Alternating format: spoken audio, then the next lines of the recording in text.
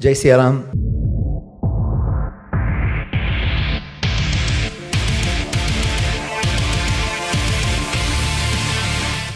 अरब देशों में छाया सनातन का जादू, खाड़ी देशों में होगा राम राम, अबू धाबी में बज रहा हिंदुत्व का डंका। पीएम मोदी के हर कदम के पीछे एक मंशा तो साफ रहती है, दुनिया भर में भारत और सनातन की संस्कृति को बढ़ावा देना।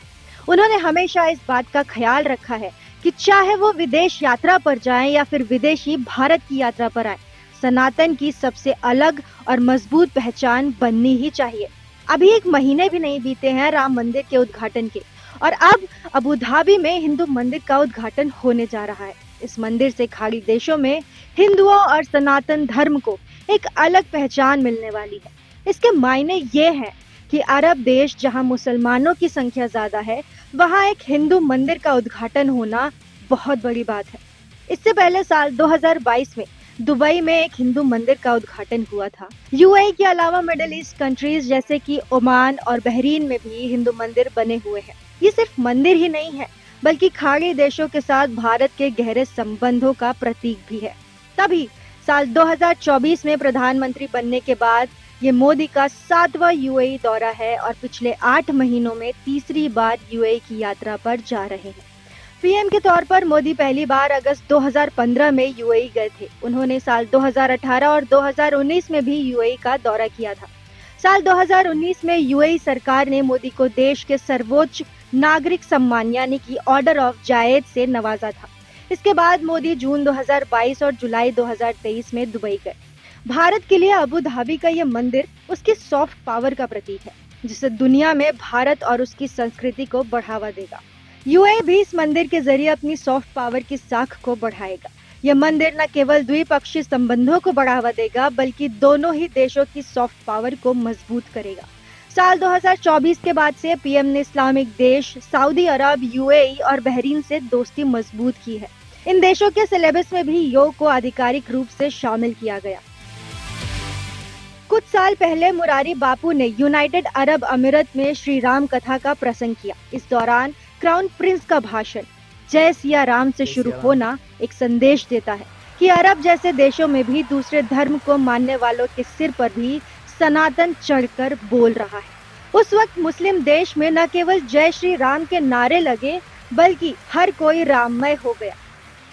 भारत दुनिया भर में अपनी संस्कृति और जीवन शैली को बढ़ावा देने की शुरुआत पहले से ही कर चुका है। इसमें योग, संगीत और भारतीय खाना सबसे प्रमुख है। अब बात अगर खाने की है तो हम आपको बताएं कि ये गलत धारणा है कि मांसाहारी खाना भारतीय है। सनातन में शाकाहारी खाने का काफी महत्व बताया गया है, पर आज के समय में मांसाहारी का चलन ज्यादा है।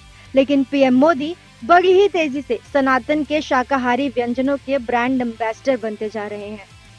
उदाहरण के तौर पर गुजरात का वाइब्रेंट समिट ही ले लीजिए। 10 से 12 जनवरी के बीच अहमदाबाद में आयोजन हुआ। इसमें 36 देश शामिल हुए। यूएई के राष्ट्रपति शेख मोहम्मद बिन जायद अल नहयान इस समिट के चीफ गेस्ट रहे। इस समिट में शेख मोहम्मद बिन जायद को डिनर के जरिए वेजिटेरियन फूड का टेस्ट करवाया गया और डिनर पार्टी को पूरी तरह से शुद्ध शाकाहारी रखा गया। इस समिट के उद्घाटन में भी शुद्ध शाकाहारी खाना था। दिल्ली में G20 समिट के दौरान भी पीएम मोदी शाकाहारी खाने के ब्रांड एम्बेसडर बनकर सामने आए थे। इस दौरान भी विदेशी मेहमानों के लिए मांसाहारी व्यंजन नहीं रखा गया था, बल्कि उन सभी के लिए कश्मीर से लेकर कन्याकुमारी तक अलग अलग राज्यों में बनने वाले लजीज शाकाहारी पकवान पेश किए गए थे। पीएम मोदी दुनिया भर में भारत को एक नई पहचान दे रहे हैं। भारत का आध्यात्मिक जादू तो दुनिया के सिर चढ़कर बोल ही रहा है, लेकिन पीएम भारत को राजनीतिक फ्रंट पर भी महाशक्ति बना रहे हैं और अपना दमखम दिखा रहे हैं। 12 फरवरी को पीएम मोदी ने कूटनीतिक और वैदेशिक नीति में बेहद ही सावधानी के साथ अपना दांव चला और कतर से 8 भारतीय पूर्व नौसैनिकों को रिहा करवा लिया। कतर ने इन सैनिकों को मौत की सजा सुनाई थी। ये मोदी सरकार की बदली और प्रभावी विदेश नीति का प्रतीक नहीं तो और क्या है। इन पूर्व नौसैनिकों की वापसी को भारत के लिए एक बड़ी सफलता के तौर पर देखा जा रहा है। नेहरूवादी विदेश नीति के दौर से हम आगे निकल चुके हैं। पहले हमारी नीति प्रक्रियावादी होती थी, लेकिन आज हम पहले से ही तैयार रहते हैं। फर्क ये है कि पुरानी सरकारों ने तेल और अमेरिका के पर्सपेक्टिव से ही पश्चिम एशिया और अरब देशों को देखा, जबकि पीएम मोदी ने तेल से ऊपर उठकर इन देशों से अपने रिश्ते मजबूत बनाए, कतर को अपना दूसरा घर माना। इसकी नींव तो पीएम मोदी और सुषमा स्वराज ने पहले ही रख दी थी, इसलिए ये संभव हो पाया। जब इन 9 सैनिकों को मौत की सजा सुनाई गई थी तो भारत के विपक्ष ने मोदी सरकार की विदेश नीति को काफी कोसा था, लेकिन मोदी ने बिना किसी का जवाब दिए बस 9 सैनिकों की वापसी पर फोकस किया। उन्होंने एस जयशंकर को सभी जरूरी कदम उठाने के निर्देश दे दिए। यहाँ टाइमलाइन पर भी गौर करिए कि पहले मौत की सजा को उम्र कैद में बदलवाया और फिर सीधा हस्तक्षेप करके 9 सैनिकों की देश में वापसी करवा ली।